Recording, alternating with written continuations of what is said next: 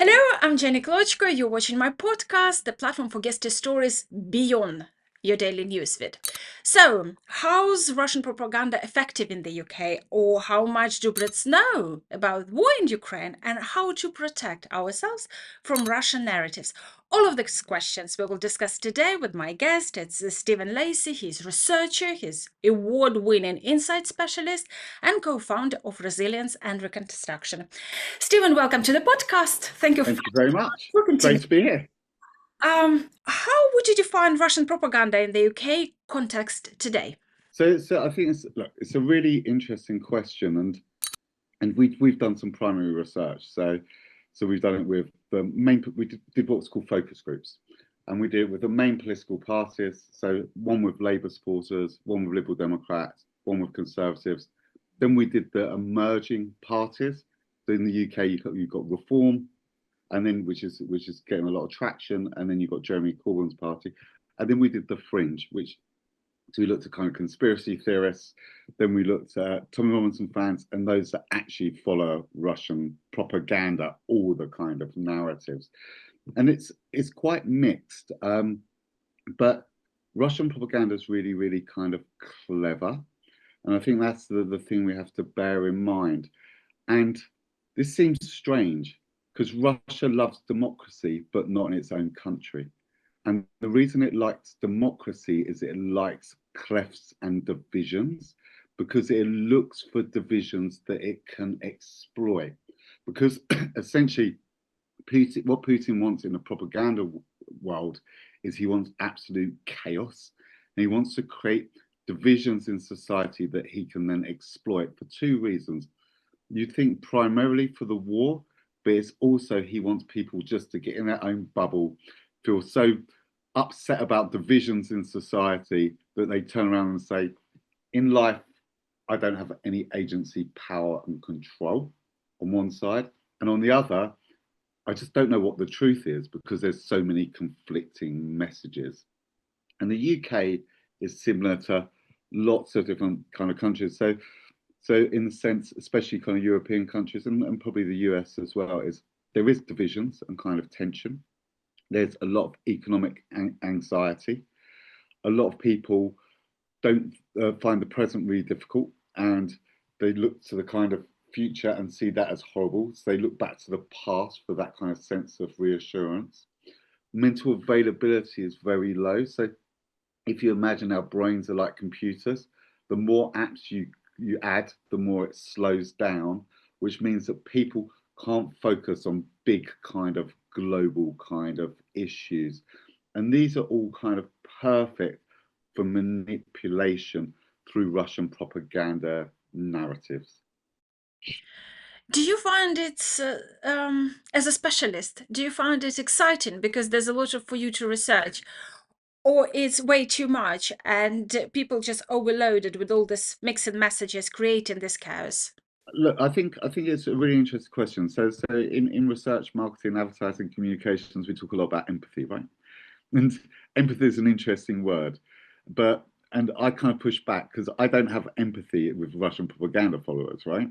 But what I do have is I have cognitive empathy in the fact that I want to understand them, but not affirmative that I want to be in their shoes. But there is a backstory which we can come to, which I'll come to later about how I got into kind of Russian kind of propaganda and those kind of narratives.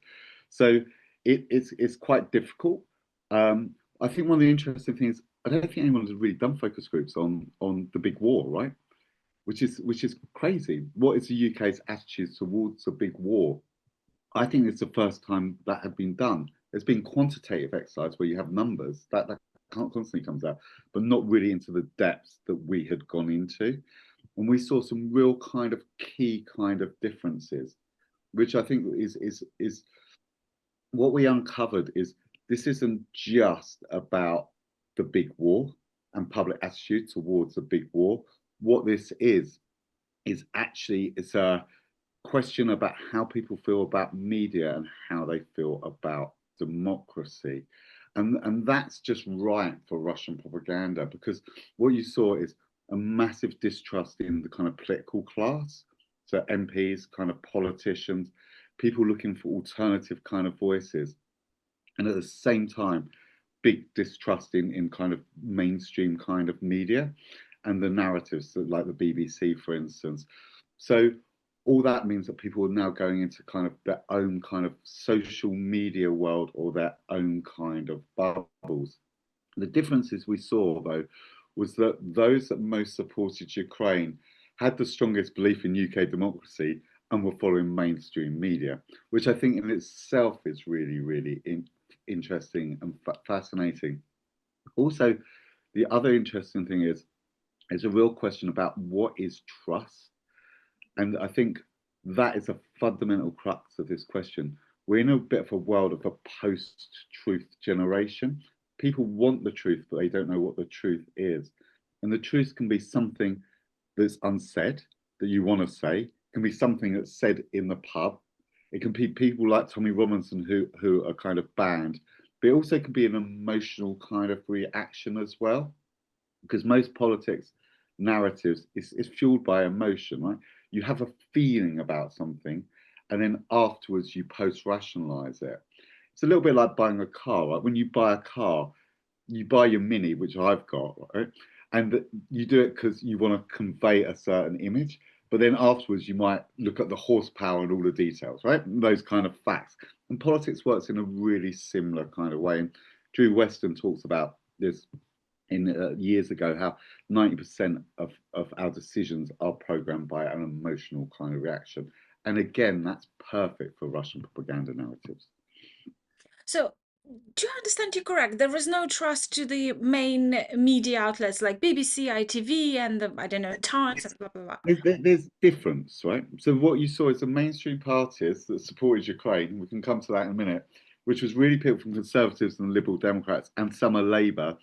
They were really getting their, they were really getting their, they were getting a lot of their news from the kind of BBC, right? And they trusted it to a degree, right? There's a little bit of declining trust. Those that were further away from the support of Ukraine, from kind of reform, Jeremy Corbyn's your party, then conspiracy theorist Tommy Robinson, there's no trust in the mainstream media. And so I think that in itself is creating this kind of friction. And we've been doing a lot of work on the typologies of the kind of far right as resilience and reconstruction. And again, that's something else that we've kind of seen is this kind of real kind of distrust and this kind of erosion of trust. So what happens is you've got a declining economy, you've got lots of worries, people feel they have no agency and power. Then they're going in their own echo chambers. The echo chambers are saying the UK is really, really kind of polarized and divided. But then you start to see everyone else as their enemy, because people want unity, right? People generally want unity, but you see the other people as the enemy. So whether it's a kind of the people supporting kind of Gaza, for instance, or kind of those that are against the British flags, and all these things are the narratives that Russia propaganda and their troll farms will pick up on. So, I have a few friends in Ukraine who are working as strategic communicators. And for example, they have requests from BBC or the independent journalist from the UK. But this independent journalist has the real supporters, for example, on YouTube or X, like hundreds of thousands. So it seems like legit. So which platform would be more effective? They're both effective in different ways, because what you want to do is let's explain the different groups. So the Conservatives and Liberal Democrats were generally really supportive of Ukraine. They love Zelensky, right? They think Ukraine is really, really, really strong, very, very noble, very resilient, fighting Putin as who's a despicable person, right? So the important thing is they will go into the mainstream media. What you need to do is you need to retain that support. The problem is, we'll come to it later, they know nothing about Ukraine, right? Which is sad, but you need to maintain that support. On the other side, you're starting to see the propaganda narratives kind of slipping through. So when it comes to reform, and when it comes to the conspiracy theorists and Tommy Robinson, and also Jeremy Corbyn's party, what you see there is two real things that come through. Zelensky's been destroyed by Russian propaganda, right? So he's seen as corrupt. He's seen he's seen as a cocaine addict. He's seen as a comedian. all the Russian narratives of on Zelensky have hit really hard there, and they're starting to pick up, especially Reform and Tommy Robinson. They're picking up much more about MAGA kind of narratives, right? This is an our war. People are dying. We need to get this solved, and only Trump can do it, right? So they're there. You need to still target that audience, and independent journalists can do it, but also doing things on the media they're on, like GB News, is really, really important. What was fascinating on the counter narratives, and you saw the film, Jenny, and it's so powerful that they were like, I don't agree with Ukraine, I don't support Ukraine. None of the kind of narratives were really, really working. But then what we showed them was we spoke and said 19,000 children minimum have been kidnapped, right? And they're like, oh. Now, Tommy Robinson Reform are very patriotic kind of people, right? And so the next line was, and some Ukrainian children were fighting against their own country, right? They've been enlisted in the army. And they were like, oh shit. And literally, you had conspiracy theorists, people on the far right, Tommy Robinson, you had Farage Reform supporters, you had them crying because that created an emotional distance. So you can never bring back Zelensky, but what you can do is focus on really emotional messaging that's based on facts. Because one of the things about narratives, I think, is that when you talk about narratives, people think you're lying. They're not, right? Ukraine doesn't lie, right? You have to tell the truth, but you have to tell that narrative. And that story of kidnapped children is so important.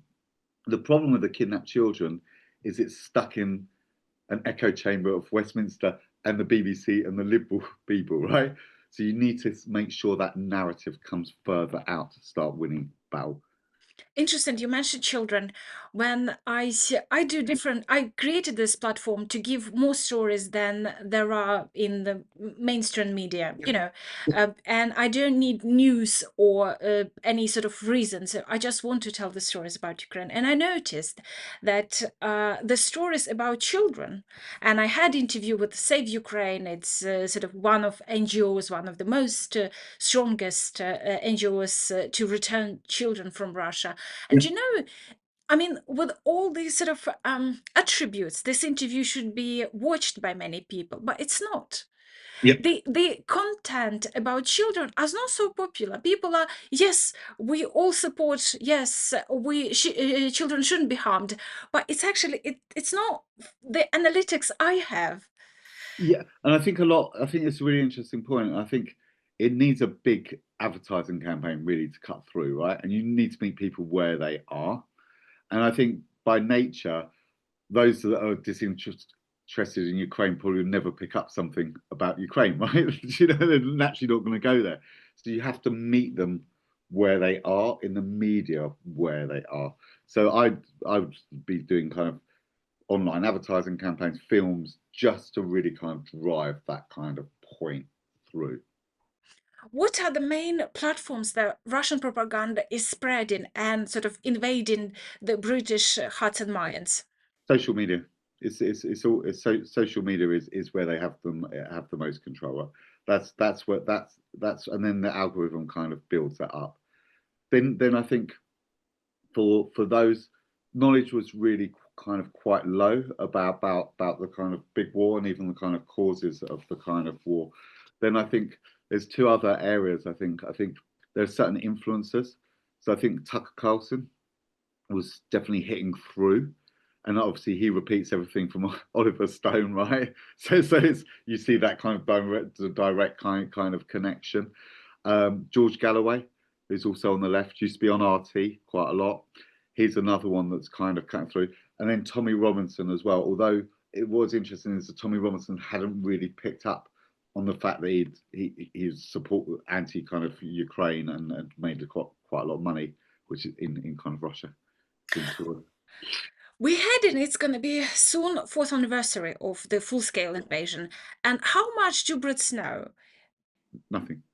It's really really sad. So we asked people about Bucha, we asked them about Mariupol, and very, very few could recall anything. And actually, the sad thing is, those that are more immersed in Russian propaganda narratives, they know the most, but they get everything. They're taking the Russian propaganda line, right?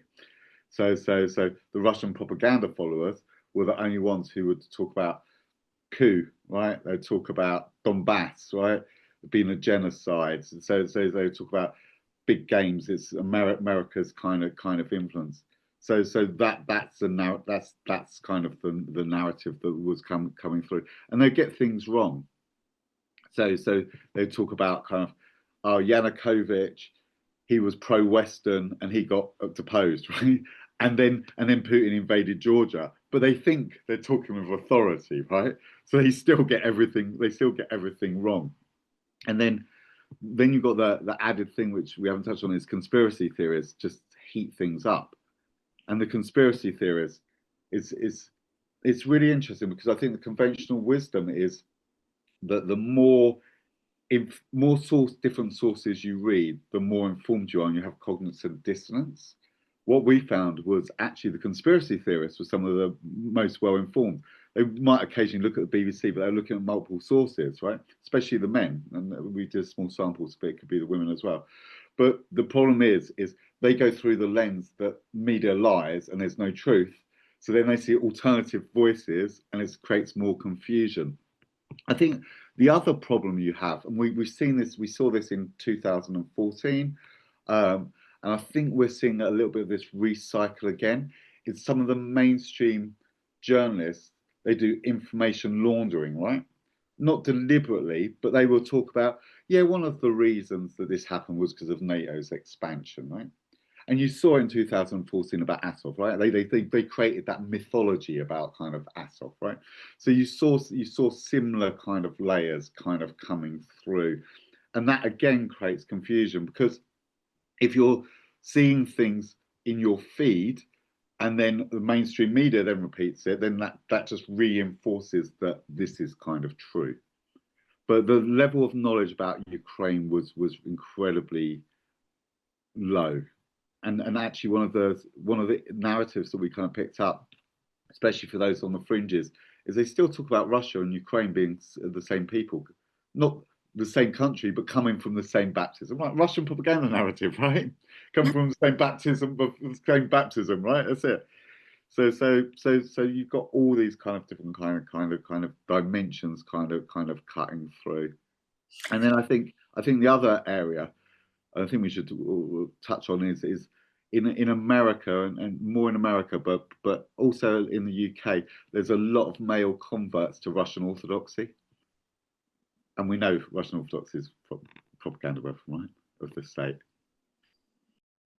Yes, and they also I had interview with about from the General of Defense Intelligence of Ukraine. He was explaining the headquarters of Russian Orthodox Church abroad is actually those offices where FSB working from, and yeah, they're using the location, the disguise, the documents. Absolutely, absolutely. It's nothing to do with religion. No.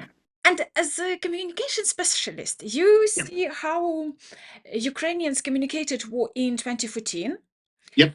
and there came the big war. Now President Zelensky communicated in differently. And I know, for example, when the Bucha happened, and I was meeting prosecutors in Ukraine, and I wanted, because there was lots of speculation, what kind of war crimes and at what scale was happening. So I was we were doing an investigation. And I know the prosecutors were upset and frustrated because there were too many media tours for the politicians, for the journalists, and all of that. And it's compromised to a certain degree the evidence. But at the same time, it did well information wise, didn't it? It did, yeah. But I think there's two things. I think the memory of people is quite short, and people remember things when they're in a 24-hour news cycle. Where Russia propaganda is different is at the beginning of the war, they pulled back all their bots, right? They pulled back all their online accounts, all their propaganda narratives. They did a couple, right? So they would do things like Asov, they would do a little bit kind of Asov, kind of far right. Or at the beginning of the war, they talked about Black Lives Matter, black people really badly treated in Ukraine, right? It was hitting the kind of left. But they tend to pull back. What they did is when the news story started to decline, they then escalated their narratives online. And I think we have to remember that. And I think from the general public that we spoke to, they really struggle with the concept of genocide. And it was really strange because when we are listed out, even those that supported Ukraine, we listed out reasons. A lot of people would turn around and say, "Oh, one of the reasons is Putin doesn't want the Ukrainian nation to exist," right? Which is genocide, right? Then we said, "Is this a genocide?" They're like, "No." And the problem is now you've got Gaza that's entered the frame, and you've got an army, right? And Mariupol feels a long time ago, right? So for that reason, they're not conveying it as a genocide, and genocide feels a very complicated kind of terminology. Yes, it's a strong stigma against it. It was in summer. I was at the book launch here in the UK, and there were British diplomats, and we were discussing, and some of them they went to Ukraine, and when I was bringing up the genocide, it was just like everything but this word. We don't use this word. It's like, how come? It's just Ukrainian people being punished for being Ukrainian. Putin You need you loves need to Ukraine you need to without use the Ukrainians. words. There's absolutely Yes. it needs to be So words to use. how do we name there? Yeah, Naming is important. Why don't we face it? Oh, no, no, no. And I was surprised, sort of this cowardness of the it is a word, cowardness. and Yeah. just facing the thing. So do you think the Zelensky team successfully communicating, the war and how, and it has different phases, doesn't it? Sort of Yeah. like as soon as the tiredness come into the picture, Zelensky doing something new. Zelensky's holding well with a certain audience, right? So with those that support Ukraine and still support Ukraine, even if they're not thinking about it all the time, he holds really, really well.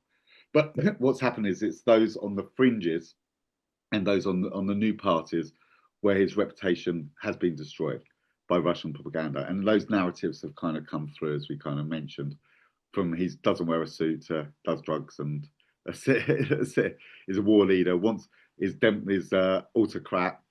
No elections. Wasn't elected was one that I come up, which is crazy, right? so, so, so yeah. So all these come through. So I think, but I think apart from USAC, which a few people knew, people don't really know that many other kind of Ukrainian voices. And I think that's why it's so important what you do and other people need to, and the Ukrainian Institute and other people need to keep amplifying those kind of Ukrainian voices. And I think that's another problem. We can talk about academia. I think one of the problems with academia is it happened at the beginning of the war, is that a lot of people who they wheeled out ex-Soviet specialists from academia, right, and Russia specialists, right. So they see things through a certain lens anyway, and they didn't bring up enough Ukrainian voices. So the amplification of Ukrainian voices is most important. And so, using that through soft power is really, really important as well as kind of. I know you've been at the Anna Netrebka protesting days. How do you think this, and now it's Boris Godunov is Yeah, saw that. in Royal Opera House. How do you think, how effective, on your view, this soft power, and what are the reasons you see this still going on? This. Soft powers is really, really effective, right? Because for a number of kind of reasons. So firstly, it just gives a bit more of a favourable facade to Russia. It also, one of the interesting things, people don't see this as Russia's war, they see it as Putin's war. So again, gives favourable to Russians. But it's quite hard because British people don't like cancel culture.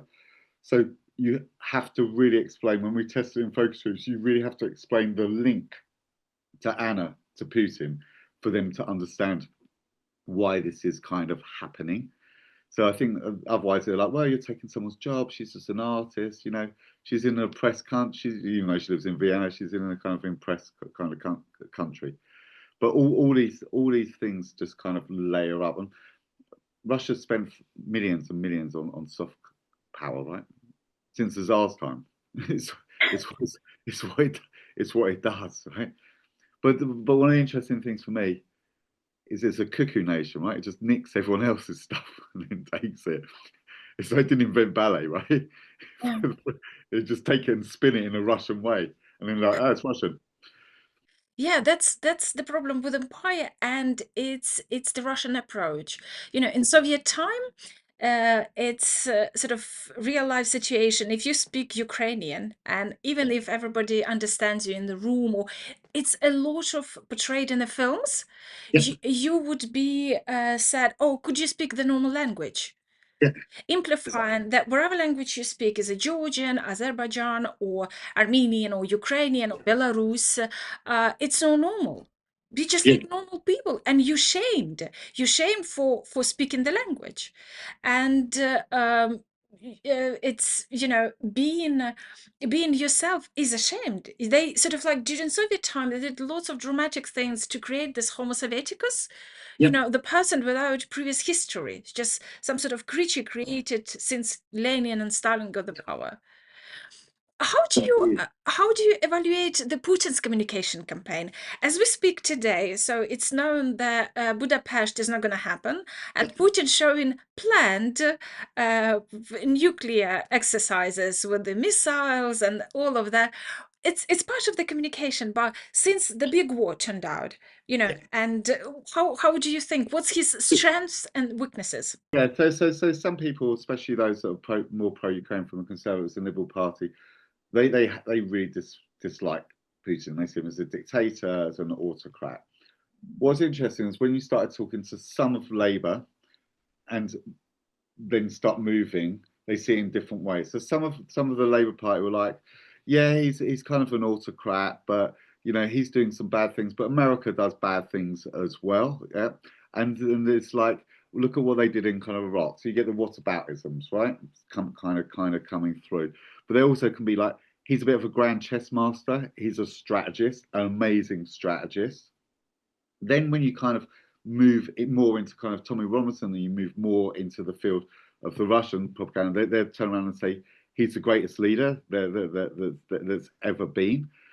um, so you get these different narratives, and then with conspiracy theorists, it went in conspiracy land. It was like the thing about Putin is he's part of the elite, but because he had his own mind, they threw him out. So now he's fighting against the global elites, right? So this is how mad it's get.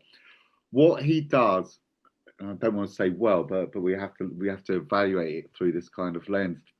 Is he's made Russia look like it's strong, and people believe that Russia will win the war. And that's why it is good to see some of these messages starting coming through. Russia's weak, Russia's on its knees, Russia's collapsing, right? Because I don't think people really understand, and Russia hasn't really achieved anything. And even the sense that was it take 125 years at this rate for them to conquer the whole of Ukraine, right? So I think these kind of things are really, really important because I think there's this illusion that Russia is powerful. The nukes is really interesting because for people like on the left and for conspiracy theorists, that was a real kind of worry. This idea that it's going to cause World War Three. And he dials that up, which creates that culture of kind of fear. Do you think you mentioning it's along our conversation the conspiracy theorist? Why? I mean, I love myself conspiracy, but I like conspiracy about other planets or the witches or something like that. When you need your brain just to relax. But why conspiracy theorists come into the picture when it comes to political life, to the global matters, to the war? Because they don't trust anyone, and they believe everything's run by elites. So, and they think there's a collective of elites in the West that are controlling everything. From kind of Soros is obviously the big one, but all the politicians are kind of elites, right? And in England, we've had this big debate about the flag, about the British flag. Mhm. And this is an example. Conspiracy theorists turn around and said, yeah, it's really, really interesting way in terms of the flag. I think the whole debate's been orchestrated by the government because it wants a civil war and it can stop the civil war and introduce ID cards. Okay. And it's quite sad because the conspiracy theorists, they were like scared rabbits, right? And they're just scared of everything. And it's all about fear. They just feel they have no agency, no power, no control over everything. So they're trying to make sense of a world where they've had not just black swans, which is unexpected events, but it feels like Canadian geese flying constantly shitting all over them, right? It's just this feeling that life is in turmoil and we're kind of the world is in kind of turmoil and I don't really know what to do and I don't trust anyone so I start picking up conspiracy theorists and use a bit of this, bit of that, and a bit of this. A lot of it come from COVID. I mean, I think COVID kind of started to create this kind of this this conspiracy theorist. But you saw in America with Obama and Trump in the first round with the kind of whole birther movement that he's not kind of American. There's a lot of these conspiracy theories. You see it in Poland as well. You know, after the plane crash that killed, I think it was the president who killed, wasn't it? You saw the conspiracies around that. So these conspiracies whirl round and round and round, and they can kind of pull people together in a certain light. So these exercises, which recently with nuclear, and we can expect the fear is going to increase, and sort of the people who were saying, "Oh, let's just give Putin wherever he wants, just not to anger him." So that kind of, do you think it's one of the messages or one of the aims which? Yeah, I think it is one of the messages. I don't think people think about it that much anymore. They're just getting on with their day-to-day life, so they're not thinking about it. I think they're from some of the quarters. I think there is a feeling that they want the war to end and whatever that kind of cost is. But I think with it does dial up fear, and that's what Putin plays well on, right? It's that element of kind of fear, but that's where he plays, and that's what kind of terrifies people.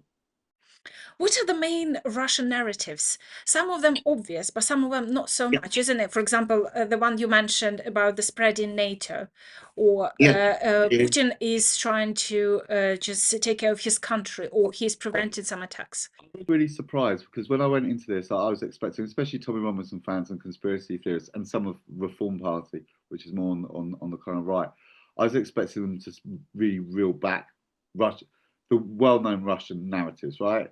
Donbass, coup, 2014, persecution of Russian speakers, Crimea is Russian. They didn't repeat one, and they didn't even know about them, right? So they couldn't even say when the big war happened, right? And they knew nothing about the past, which I think in itself is really kind of interesting. So they're much more subtle. So they are things like with conspiracy theorists, nuclear war, Third World War, right? They are things like Russia's strong, so what's the point? They're going to kind of win. There are ones like this is a great game, and Ukraine has no agency, and actually this is between America and kind of Russia. NATO expansion was probably the biggest one that we kind of come across, this idea that this war was all about NATO's kind of fault, and NATO was kind of leading this. One nation strangely come through this idea that kind of Ukraine and Russia are kind of brothers and sisters, this kind of the kind of fraternal kind of narrative. But a lot of it was more MAGA narratives. This is costing us money, right? Our heating bills are going up. It's creating global kind of pressures. Food prices are kind of going up. It's hitting my pocket, hitting me kind of personally. It's not our war. Russia's not a threat to us, which I think is really interesting. We can come to that because people don't make that connection, right? So all these kind of narratives kind of transcend through. But from generals to intelligence specialists to analytics, they all say, and there are evidence that Russia is already having war here. You know, setting the fire.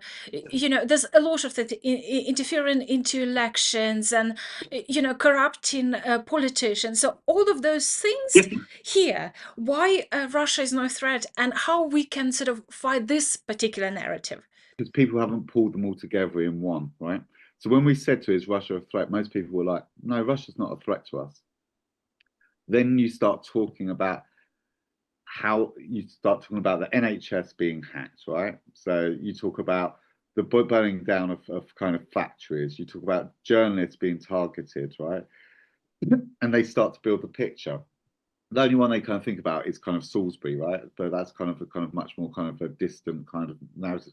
So you have to build these all up, but you have to put it into context of people's world. So I'll give you another example. So I used to do a lot of strategy for Greenpeace, and they had a project where we were running focus groups, and we've got an area in London which is called the M25, which goes around London, big road. And they want to talk about pollution and link it to the polar bears, and they want to link it to Amazon. And everyone was like, and this is probably a little bit how people feel about Ukraine. Poor polar bears, but it doesn't affect me, does it? Poor Amazon, but it doesn't affect me. And then we had this message that being in M25 was equivalent because the pollution to being in a coal mine.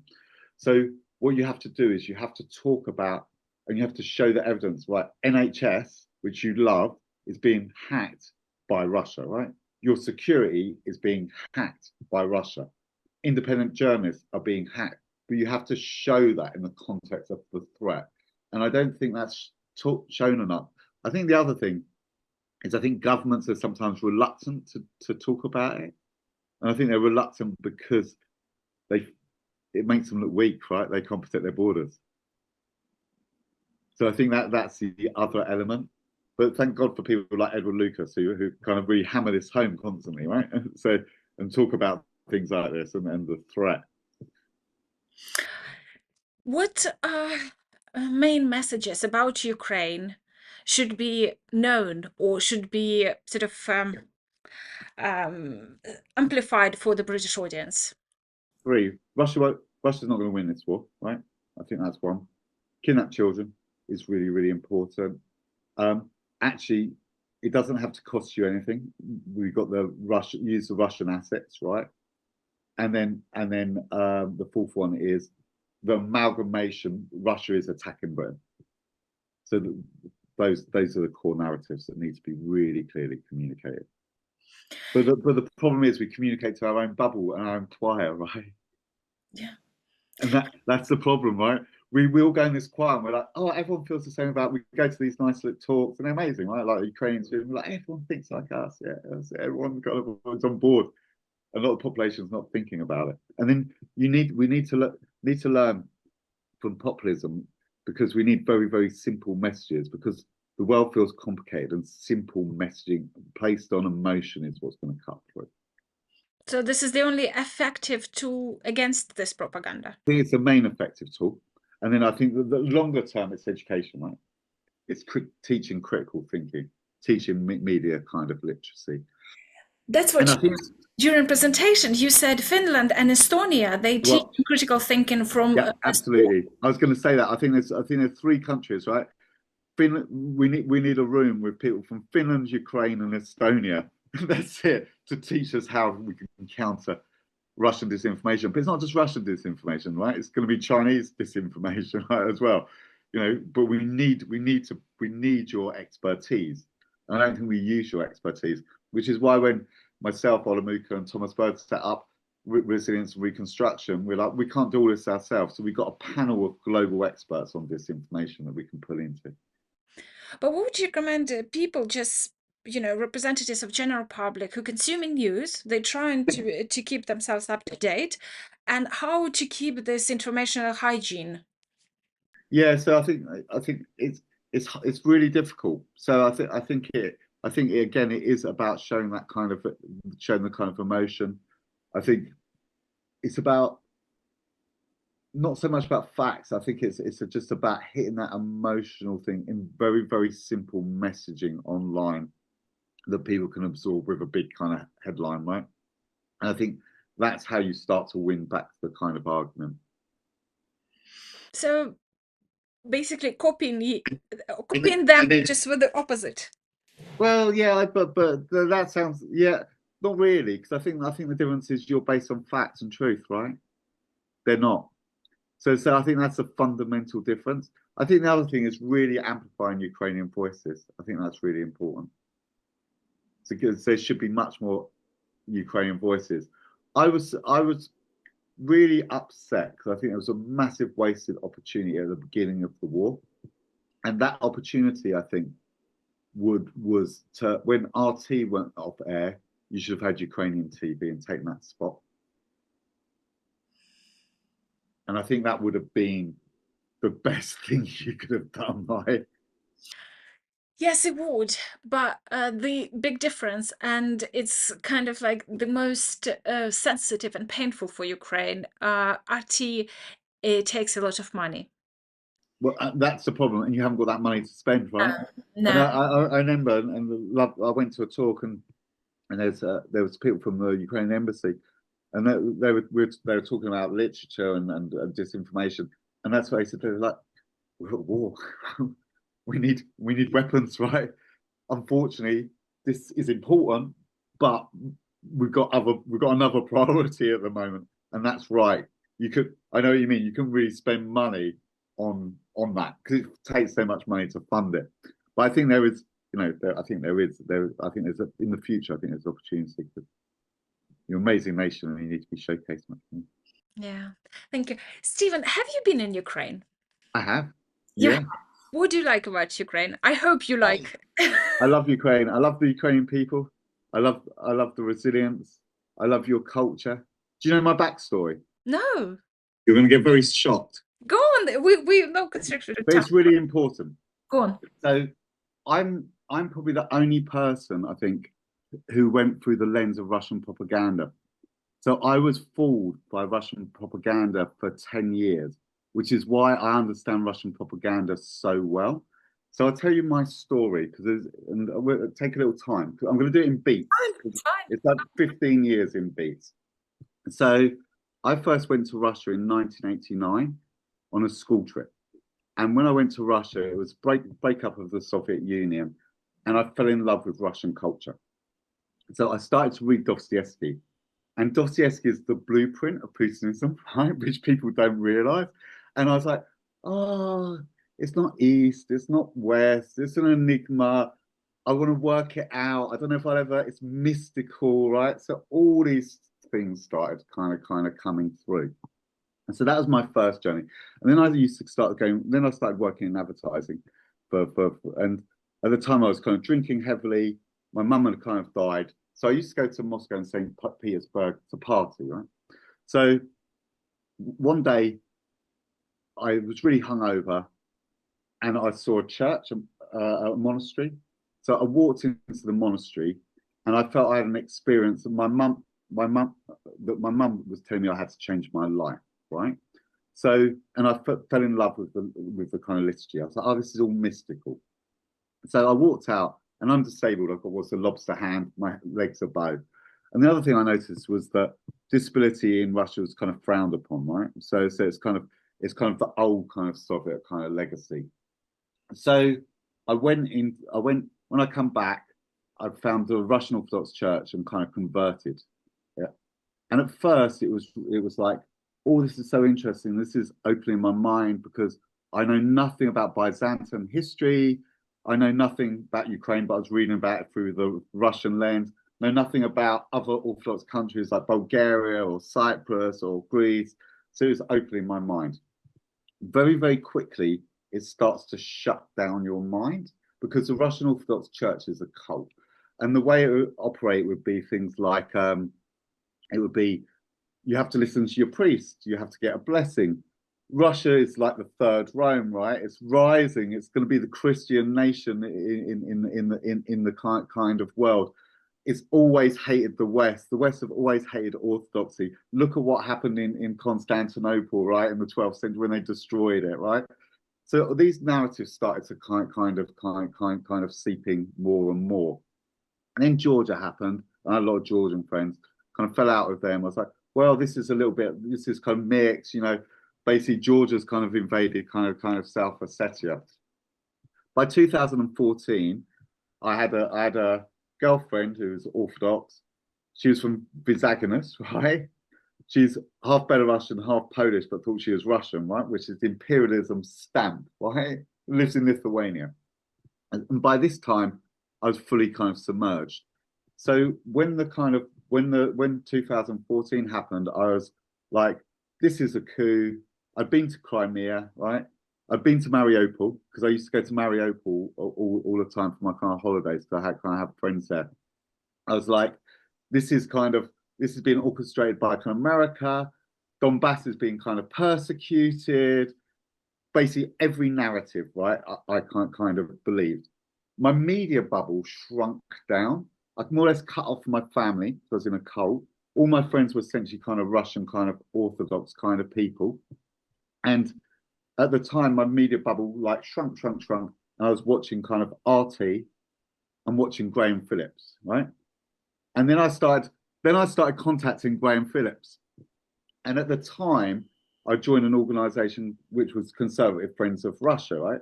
And I was like, oh, this seems interesting. It's all about Russia. I'm a little bit conservative because they kind of force you to the right. And suddenly I was getting invites to kind of the Russian ambassadors kind of residence, right? With lots of politicians, right? And there's a lot of people who are now in reform were there, right? At that kind of time. And they were really close, right? So I started, Graham Phillips was like, you're so connected. Can you run my event? I was like, okay. But I fell out with Graham Phillips really quickly because he's an idiot. Then what happened was I basically became an online troll. So I used to troll people like Edward Lucas, Luke Harding, and they're all my friends now, right? So I used to troll them, Byline Times, a lovely guy called Steve Kukonensky. So, and Edward Lucas got so annoyed with me, he turned around and said, I challenge you to a debate. Now, I was in such a belief that what I was saying was right, I met up with him and we discussed it. Now, when you debate someone, you've got to read the other side, right? So I started devouring Edward Lucas books and Luke Harding and all the other side. I was like, now I'm getting a little bit more confused, right? Because I don't really know what's right and what's kind of wrong. So I pulled out of the debate and I actually went to the debate, and it was Aricia from Chatham House and Edward Lucas. And at the end of the debate, I supported them, not the others, right? But at this point, I was at a stage where, well, what I want to do is I'm not going to get involved in politics anymore because I don't feel I can influence anything. I don't really know what the truth is. I think this side's more right. I'm just going to focus on the Russian Orthodox Church and kind of religion. That's where Putin wants you, because Putin wants you to. He doesn't want you to be an avid supporter. He just wants you to think there's no truth, right? And I'm going to get on with my own life, and I'm not going to bother him and what he's kind of doing, right? So I went through this journey. I used to go to Belarus a lot, and then they clamped down on some of my friends in Belarus. So that was the first thing. Then Salisbury happened. I was like, well, now they're attacking kind of England, and then the big war kind of happened. And I used to go to Mariupol. So when they bombed Mariupol, I made a little oath to St. Nicholas that I'd do everything in my lifetime to help Ukraine, not just for the war, but for the rest of my life. And that's my journey. So I've been through that lens of the kind of darkness and Hades, and that's why I get the narratives so well, because I've been through that journey of radicalization. Wow, that's quite a dramatic journey. Yeah. Wow. I didn't realize that. It's interesting. I think it's the most fascinating thing because until you experience yourself things like that, nobody can convince you so deeply and invisible to become visible. Wow. And I still look back at some of the posts, right? And you reposting, and it was like Atov's far right, and that was the other interesting thing because I watch RT, but then the Guardian would say Atov is far right, and the Guardian would say, oh, actually, right sector are kind of in government now, right? It's turning into a right wing government. So the mainstream media was laundering that, which was then creating more that confirmation of what it kind of was. So yeah, so it's a really painful journey, and it's not a victim narrative because the victims are the people of Ukraine. They're suffering from an eco side, a cultural side, a lingual side, right, and a genocide. Yeah, but I think I talk about it because I'm a strategist, and I was working on behavioural change. Yeah, and because that was the other thing that would start to tip me when I started looking at far right and in 2016 and why people vote for Brexit, I could see similarities to what I was thinking. But if I can be fooled, anyone can. And that was one of the things we talked about in our research as well, about the fact that just because you're academic doesn't mean you're not susceptible to Russian propaganda, right? In some ways, you're probably more. That's what shocked me during your presentation of your research when it was said that Russian supporters among the very well educated, it was civil servants, people in finance and bank and all of that. And it's actually reminded me my conversation with Russophiles at BBC and those people at high managerial positions. And they do things like, for example, if there's a story about Bucha, it said the bombs were falling from the sky. Hang on a second. Is a sort of kind of weather where the bombs falling from the sky, or somebody is particularly dropping them, or the toilets were removed from next door. Hang on a second. Somebody during Russian occupation or sort of downsizing or expanding. What was happening? And that kind of things, sort of like through such authoritative and such place like BBC, for example, and those people, like you said, you started with Dostoevsky, Tolstoy, those things was absolutely harmless, but you see where it takes you, to be in troll to the people who sort of Absolutely, and I always talk about the Dostoevsky and the white ideology is part of Putinism, right? yeah. It's that inheritance from the Tsar, right? From kind of Dostoevsky, from this idea of a messianic nation, right? Third Rome, all this, the anti-Westerness in Dostoevsky is all there, right? It's a blueprint for what he does now. Well, Dostoevsky, it was on the one of my episode of the podcast. Basically, when Dostoevsky first time was published in German in 19th century, nobody cared about this author or it. But then, actually, as a state or a decree or state decree, and sort of making this Russian literature great, and after 10 years of that strong machine and explaining Europeans that this is the golden representatives and all of that. And the second time when Dostoevsky was published, it was actually sold out and people already were consuming and admiring it. But first time, it didn't make any difference. They just It creates this mysticism, right, around kind of Russia as well, right? That's it. This yeah. kind of mystical kind of space that we'd never really kind of understand, yeah. Do you know, just recently, Andrei Kurkov, one of known Ukrainian writers, and he had a post recently. He's just finished his visit at Frankfurt Book Fair, and he said the publisher who published Russian classical literature in foreign languages was actually his table was absolutely empty. Nobody was interested, and it's got me really excited because I think it means we are heard. Which is good. Which Power, is good. yeah. Stop, Yeah. like step by step, slowing You down. need those writers, right? And it's really, really important. Those kind of voices are really, really important.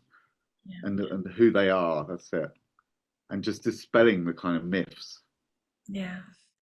Oh, Stephen, thank you very much. And Thank you're you for welcome. what you do, and thank you for your research. And yeah, so such a We'll pleasure. have it published in December. So we're going to have it out in December. Yes, yes, we will talk about it again. Yeah, we hope to do it across Europe. So that's it. Yeah. Thank you so much. Thank Thank you. you. Thank you very much. Bye. Bye.